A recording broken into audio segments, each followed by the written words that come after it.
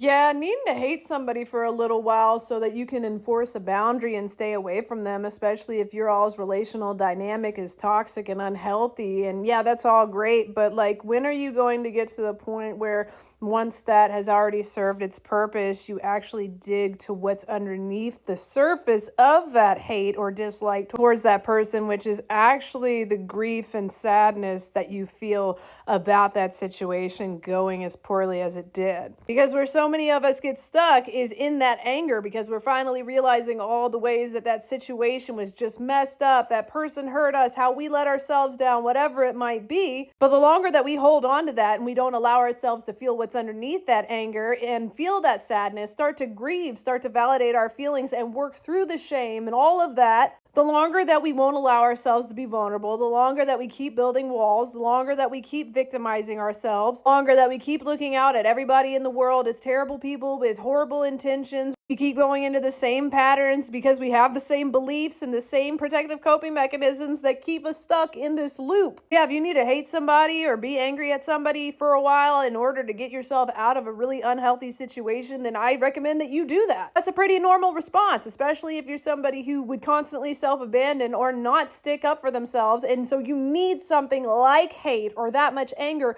in order to stay away. But at some point, you're going to need more than just anger and hate, because I promise you that feeling that you have towards that situation or that person, it's bleeding over into other areas and situations in your life. Just because you allow yourself to grieve or feel the sadness or work through the shame does not mean that you are saying what that person did was okay, how that situation went was okay, that you want to be around this person. No, that's not it at all. Multiple things can exist at once. You can say, you know what, I don't want to be around that person. That situation was messed up, but you know what, for my well-being and because I want to be able to build relationships, friendships, whatever with other people, and because I feel like not working through this grief is keeping me from being vulnerable and feeling safe enough to do that for myself, I am going to choose to work through this and start to put this on the shelf so that I can move past this experience. And you deserve that. So anyway, I hope that helps at least one person. My name's Sarah, and I'm your favorite self-experimenting coach or companion, and I help get people reacquainted with who they most authentically are. You're an amazing person, and I hope you have the best day.